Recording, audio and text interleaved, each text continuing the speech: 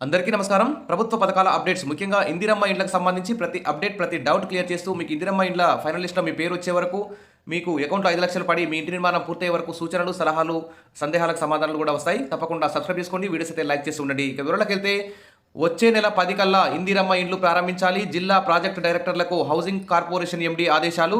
కొత్త లబ్ధిదారుల లిస్టు పంపాలి. మోడల్ హౌజులు కూడా ప్రతి మండలానికి ఒకటి నిర్మిస్తున్నారు. వాటిని కూడా త్వరగా పూర్తి చేయాలని సూచన. మరి మార్చి 10 కల్లా ఇందిరమ్మ ఇల్లు ప్రారంభించాలని చెప్పేసి ఇక్కడ ఆదేశాలు వచ్చాయి. ఇది ఒక గుడ్ న్యూస్ అని చెప్పుకోవచ్చు.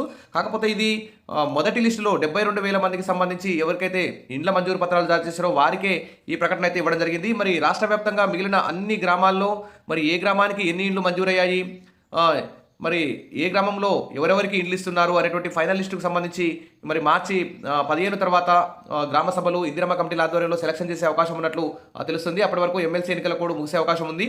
ఒకవేళ ఎమ్మెల్సీ ఎన్నికల కూడా ముగిసిన తర్వాత ఖచ్చితంగా మరి ఇందిరమ్మ ఇళ్ళ ఫైనల్ లిస్ట్ పెట్టి తర్వాత సర్పంచ్ ఎన్నికలకు వెళ్తే బాగుంటుందని చెప్పి ప్రభుత్వం భావిస్తున్నట్టు తెలుస్తుంది. ఇక్కడ చూస్తే ప్రభుత్వం నుంచి ఇందిరమ్మ ఇళ్ల పట్టాలను అందుకున్న లబ్ధిదారులు మార్చి 10 వరకు బేస్మెంట్ స్థాయి దాకా వర్క్ స్టార్ట్ చేసేలా చర్యలు తీసుకోవాలని ప్రాజెక్టు డైరెక్టర్లను ఆదేశాలు అయితే జారీ చేశారు. అలా స్టార్ట్ చేసి వెంటనే బేస్మెంట్ పూర్తయితే వెంటనే ఆ 72,000 మందికి అంటే జనవరి 26 రోజు మండలానికి ఒక గ్రామంలో ఇల్లు ఇళ్ల మంజూరు పత్రాలు ఇచ్చారు కదా, వారికి మాత్రమే మరి మార్చి 10లోగా స్టార్ట్ చేయాలని చెప్పారు. కాబట్టి 45 రోజుల్లోగా ఇండ్ల పనులు ప్రారంభించాలని, ఉమ్మడి రాష్ట్రంలో కూడా ఇదే అంశం ఉందని, దానిని ఇప్పుడు అమలు చేస్తున్నామని అధికారులు అయితే చెప్తున్నారు. ఎవరికైనా ఇల్లు శాంక్షన్ అయితే 45 రోజుల్లో కనీసం ఇంటి నిర్మాణం స్టార్ట్ చేయాలని చెప్పేసి ఇక్కడ నిబంధనలు ఉన్నాయి. కాబట్టి మార్చి 10 వరకు ఖచ్చితంగా 72,000 మంది ఉన్నారు కదా, మండలానికి ఒక గ్రామంలో ఇందిరమ్మ ఇల్లు మంజూరైన వారు ఉన్నారు కదా, వారందరూ ఖచ్చితంగా మార్చి 10 లోపు ఖచ్చితంగా స్టార్ట్ అయితే చేయాలి. స్టార్ట్ చేస్తే బేస్మెంట్ వరకు నిర్మిస్తే ఫస్ట్ పేమెంట్ ₹1,00,000 ఇచ్చేందుకు ప్రభుత్వం అయితే డబ్బులు కూడా రెడీ చేసి పెట్టుకుంది. ఇక 5,00,000ను బేస్మెంట్ దశలో 1,00,000, గోడలు కట్టిన తర్వాత 1,25,000, స్లాబ్ పూర్తయ్యాక 1,75,000, మొత్తం కలరు అన్ని ఫినిష్ అయిన తర్వాత మిగతా 1,00,000 అయితే మహిళా యజమాని ఖాతాలో అయితే జమ చేస్తుంది. ఇక వచ్చే నెలలో ఈ ఆర్థిక సంవత్సరం ముగియనున్న నేపథ్యంలో అప్పటి వరకు స్కీమ్ అమలుకు దశలవారీగా నిధులు విడుదల చేయాలని అయితే పేర్కొంది. తొలి దశలో నేడో రేపో స్కీమ్ కోసం సుమారు 1,000 కోట్లు కూడా రిలీజ్ చేస్తున్నట్టు ప్రభుత్వం అయితే ఏర్పాటు చేసింది. ఇక గత నెల 26న గణతంత్ర దినోత్సవం రోజున 71,482 మంది లబ్ధిదారులకు ఇందిరమ్మ ఇళ్ల పట్టాలు ఇచ్చింది. మరి రాష్ట్ర వ్యాప్తంగా మిగతా గ్రామాల వారు మాకెప్పుడు ఇస్తారని అయితే ఎదురు చూస్తున్నారు. ఖచ్చితంగా మార్చి 10 తర్వాత మరి వారికి కూడా ఇందిరమ్మ ఇళ్ల ఫైనల్ లిస్టు గ్రామాల వారీగా, వార్డుల వారీగా ప్రకటించాలని చెప్పేసి అందరూ కూడా కోరుకుంటున్నారు. మరి 71,482 మంది అప్లికేషన్లు కూడా రీసర్వే చేసి అనర్హులను తొలగించాలని ప్రభుత్వం స్పష్టం చేసింది. దీంతో అధికారులు రీసర్వే చేస్తుండగా ఇప్పటివరకు 500 మంది అనర్హులను తొలగించారు. అలాగే కొత్త లబ్ధిదారులను కూడా సెలెక్ట్ చేసి గ్రామం, మండలం, నియోజకవర్గం, జిల్లాల వారీగా ఈ నెల 25 వరకు వివరాలు పంపాలని సర్క్యులర్లో ఎండీ అయితే స్పష్టం చేశారు. ఇక మోడల్ హౌజులు పూర్తి చేయాలి.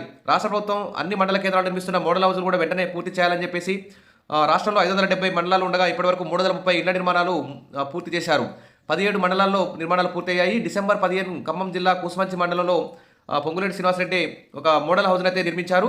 28 రోజుల్లోనే 5 లక్షల వ్యయంతో ఇళ్లనైతే పూర్తి చేశారు. గ్రామాల నుంచి వివిధ పనుల నిమిత్తం మండల కేంద్రాలకు వచ్చినప్పుడు పబ్లిక్ ఈ ఇళ్లపై అవగాహన ఏర్పడుతుందని, ఆ ఇళ్లని పరిశీలించి మీరు ఆ ఇళ్లను కట్టుకోవాలని చెప్పేసి మోడల్ ఇళ్లను త్వరగా పూర్తి చేయాలని చెప్పారు.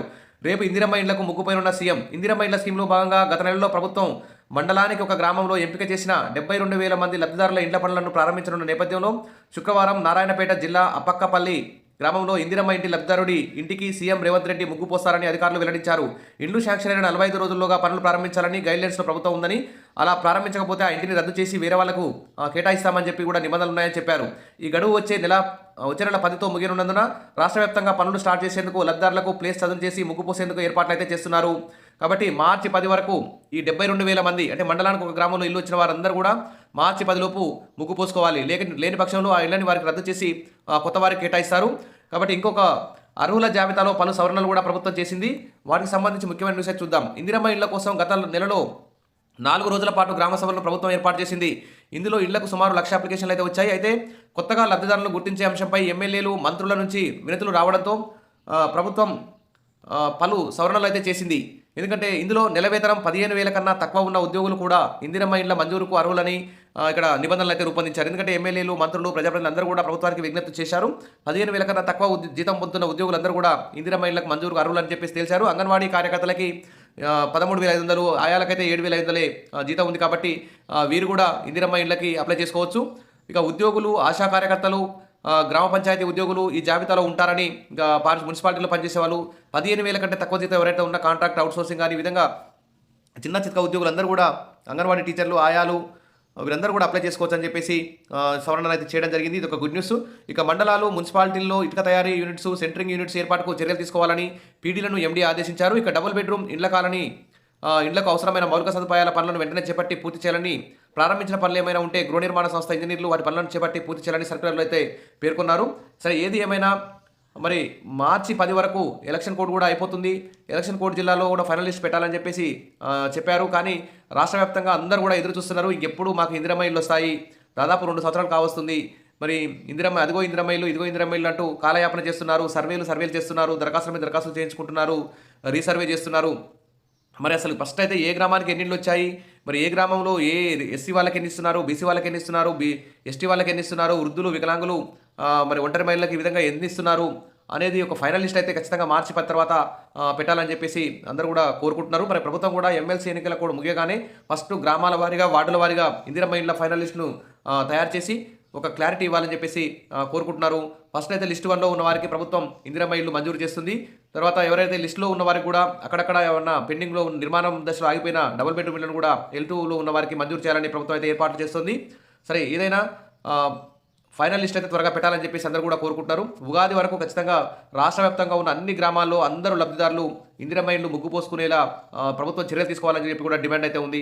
కాబట్టి ప్రభుత్వం ఆ దిశగా ఉగాది కానుకగా రాష్ట్రంలోని ప్రజలందరికీ 4,50,000 మందికి ఖచ్చితంగా ఇల్లు లిస్టులో ఫైనల్ లిస్ట్ పెడుతుందని చెప్పి ఆశిద్దాం. Wish all the best. మరిన్ని అప్డేట్స్ కోసం మన ఛానల్ని ఫాలో అవుతుండండి. వీడియోస్ అయితే లైక్ చేస్తుండండి. Thank you.